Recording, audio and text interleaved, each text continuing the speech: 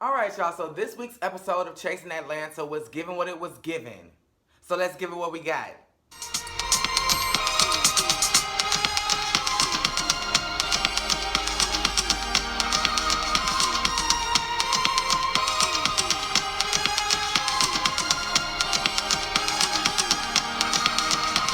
Okay, so first things first, the girls just don't see it for Travis. I really don't know why. And this is a clear indication why I probably would not thrive on reality TV because I'm not with the dumbass fuck shit. Meaning, bitch, I'm not finna go somewhere where I don't know nobody. If I know a couple people, then yeah. But I mean, it was as if the only person you knew was Q. I know now that you knew Oliver, but it seemed as if at the time you only knew Q. And then when the owner of the apartment set his ass down next to you and said, "Who are you? How did you get here? How did you know about this?" Before I would have even answered, I would have answered as I was picking up my shit and walking the fuck out. Cause bitch, if I'm not even invited by the person hosting this event, I don't need to be here. I am nobody's plus one. That's just me though. But what I will say in their defense, for somebody who don't know no goddamn body, you were sure quick to jump your ass up in the mix. Girl, if you don't know what's going on, sit your ass in the back and sip the tea.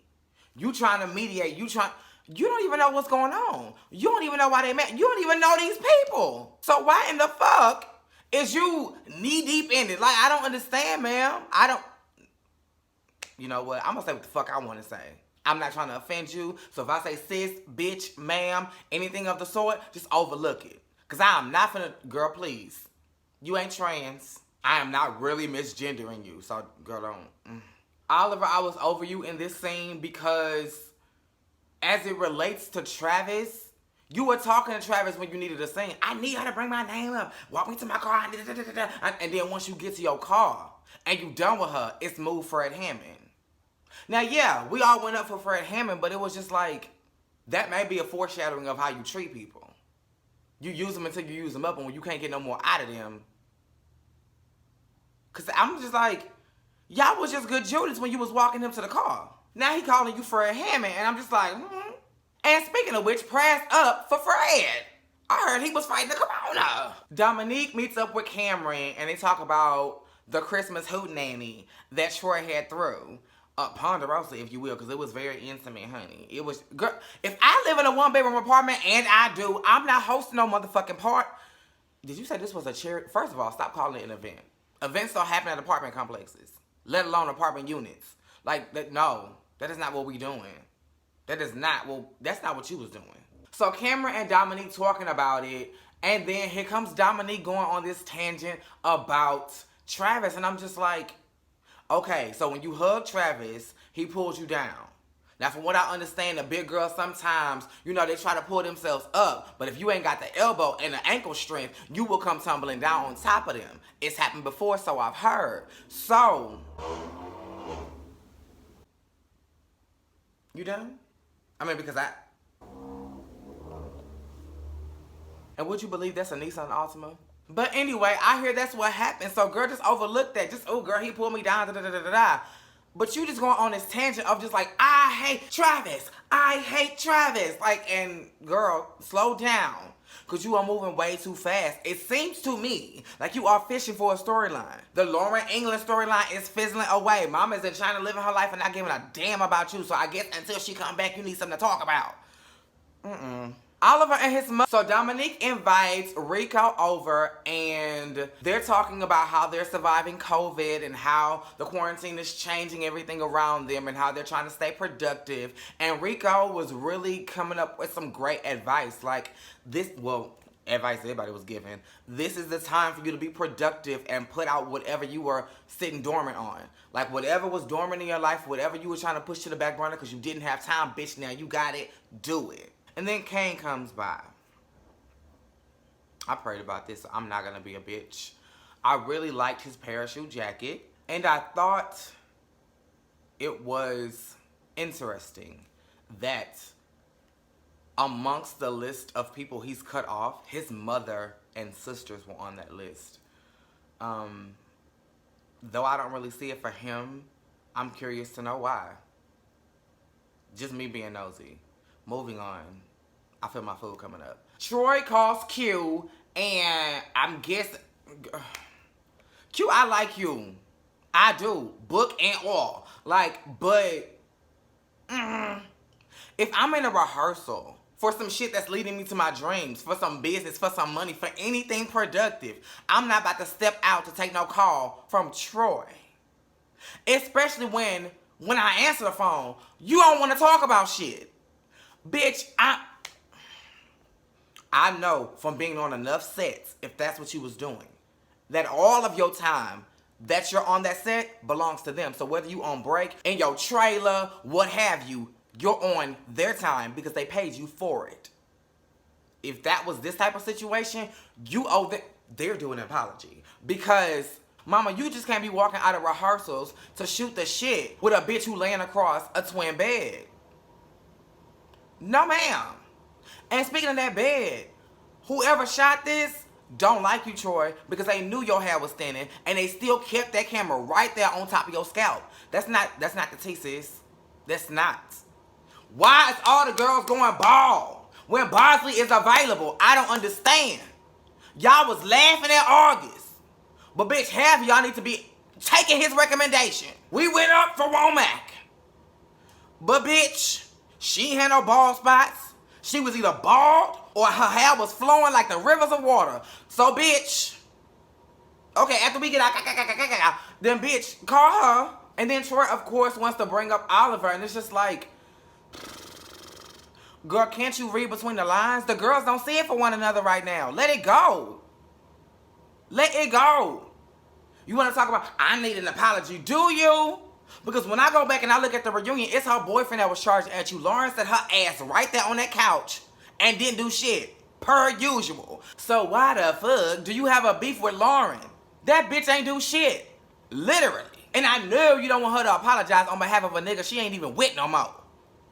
Girl, poof. And what device were you using, Q? Cause that looked like a Palm Pilot. That looked like one of them little VTech toys that you get from Walmart. Like, maybe it was the case that was giving it the square finish. But Oliver's food tasting. Can you feel the heat? Can you feel the no? Because the bitch was cold. All of the food was fucking cold. Okay? You serve macaroni sickles. Okay? I don't understand why. If you knew you was gonna serve food to anybody, they had them little, let's gather around the campfire and sing our campfire song. Our CAMPFIRESONG song. Those are those things that you heat up. Okay?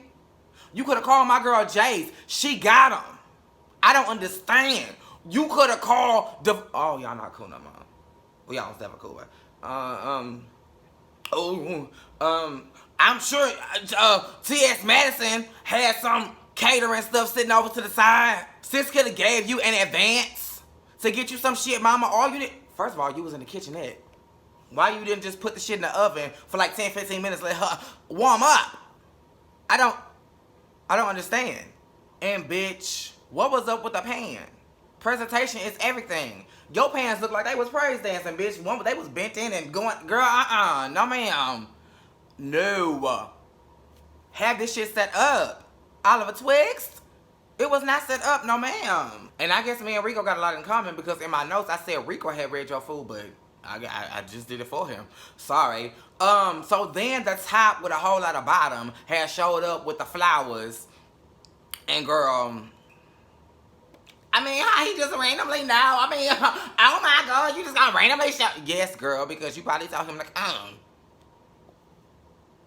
I mean, because I missed the post. I mean, and even if there was a post like that, we ain't talking like that, sis. Don't be popping up on me like that. That's not a good thing.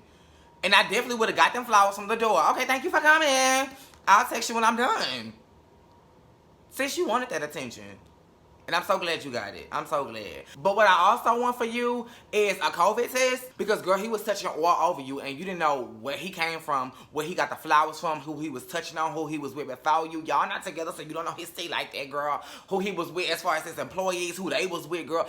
And he was here with it. He wasn't even on the clothes. He was up here. Girl, now you touching my skin. But he was cute or whatever. And so I saw him walk away with them orange camouflage pants on. I mean, it worked for the Fashion Over girls, but I don't want my man in it. Hallelujah. So then the girls came outside, and I got to talking about everything. First, I was talking about T.S. Lil Kim. I don't like saying T.S. I know that you are trans, and I know that's your name. But I just view you as a woman, Kendra. So I just like saying Lil Kendra. So don't be offended if I don't say T.S. Lil Kendra. But they was talking about Kendra first.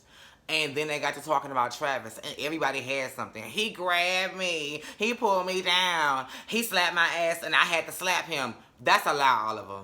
That is a mother. That's a bald-head lie, Tommy. Why? Because the boy got Beijing. So if you slapped him, show me the receipts. I want to see the receipt on your hand, bitch. You did not slap him, okay? You, girl, you overexerted. I don't even think he slapped your ass, let alone you slapped him. And if he did slap your ass, how would you feel it in them tight-ass joggers?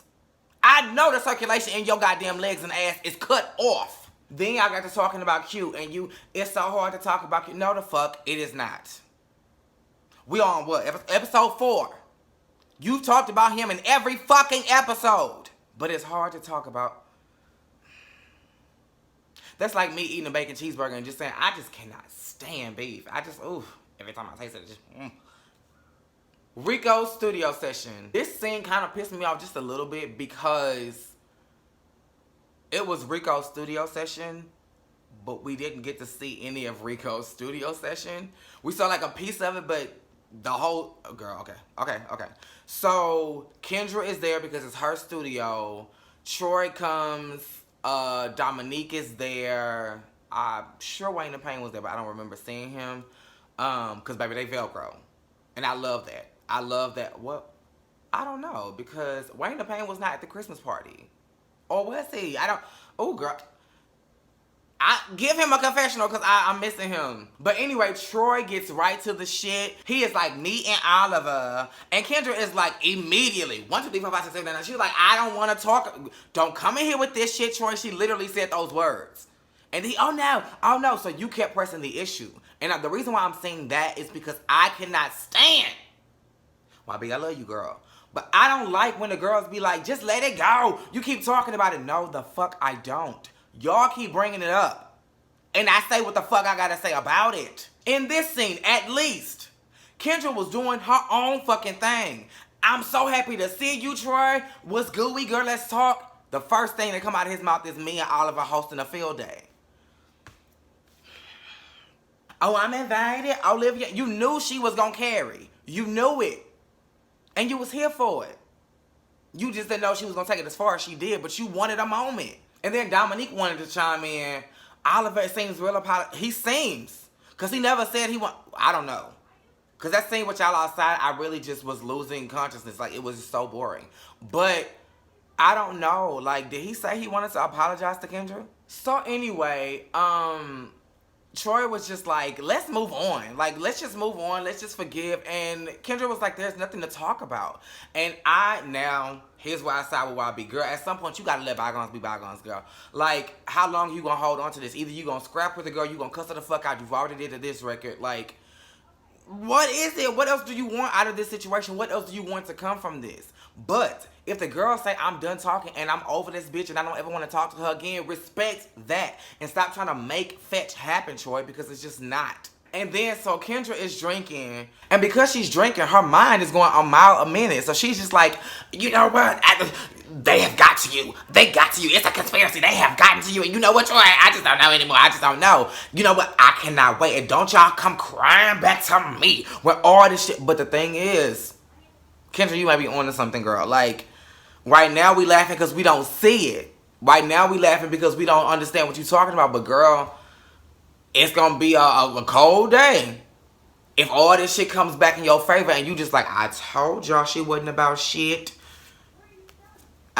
When people start talking like that, I just feel like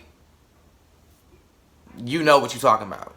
I could be wrong. She could be wrong. I just don't know. So then Troy and Dominique goes outside because Dominique want the real tea, girl. Dominique want to understand what's going on, and he want to pull himself away from Kendra because he want Troy to talk unfiltered. So then they walk outside, and at first Rico joins them, and he is like basically what I just said. Leave them the fuck alone. If they say they can coexist, let them. If they don't want to, don't force it. Like, let it be what it's gonna be, because girl, you finna put yourself in the situation.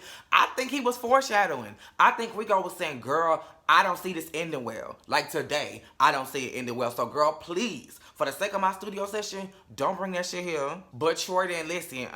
No, he did not, girl. So he kept talking to Dominique, and he was like, I just don't want no negative energy around me. If I gotta toss a drink, if I gotta bump, baby, sis got to vogue it down. Like, I can't vogue, but girl, he was here with it. And between the combination of Kendra hearing her name, seeing the Vogue action, and the I'ma throw a drink in your face gesture, she said, bitch, what the fuck? And convenient production, Dominique, you're all fake. Nobody was like, bitch, she coming. Nobody did anything. And I'm sure production was looking to the side like, oh my God, because it caused Troy to be like, and girl, like, cause she was like looking over her shoulder. Either she knew that Kendra wasn't far, or she was trying to look at what they was looking at. And bitch, when he did catch wind, Kendra was right in the mix. And what was said? Your thing is what? And here's where I found out you was a fake ass bitch, Troy, because you was like, no ma'am, no ma'am, no ma'am, no ma'am. Even if you wanted to be less confrontational and still get your point across, you should have. Me personally, I don't want Kendra to beat my ass, no ma'am. And I think she can, so I'm not gonna try her. But if I was you, I would have been like I was telling Dominique, I love you down, sis. But sometimes I be feeling like I'm gonna have to, because you be taking shit too far. And it's like, girl, I would have dressed it up, but I would have still said what the fuck I said. You couldn't even get it out, you were so shook. And Dominique, let her get it out. She ain't got nothing to say, Dominique. She's fumbling. She's stuttering. And I know sometimes I run over my words simply because my mind goes so fast. By the time I just said this sentence right here, I'm already 3 sentences ahead. I'm not stumbling because I'm scared of y'all, bitch. And I can't take the smoke in my face. Girl, she not. That's what she was doing. But if you feel so deeply about the smoke being in your face, why didn't you say it in the scene? Girl, you gotta go somewhere with that smoke. You don't want none of Kendra, and you know that. So how about you mind your goddamn business? Do you even have a storyline? You either fixing or trying to fix Oliver and Q's situation, or Oliver and Kendra's situation. Either you just plain don't have nothing going on with your life, or you have a weird obsession with Oliver. You let me know. But that was all this episode was giving me. It gave what it gave, so I gave it what I had. Make sure you are liking, commenting, subscribing, and that your notifications are on. Same place, same time.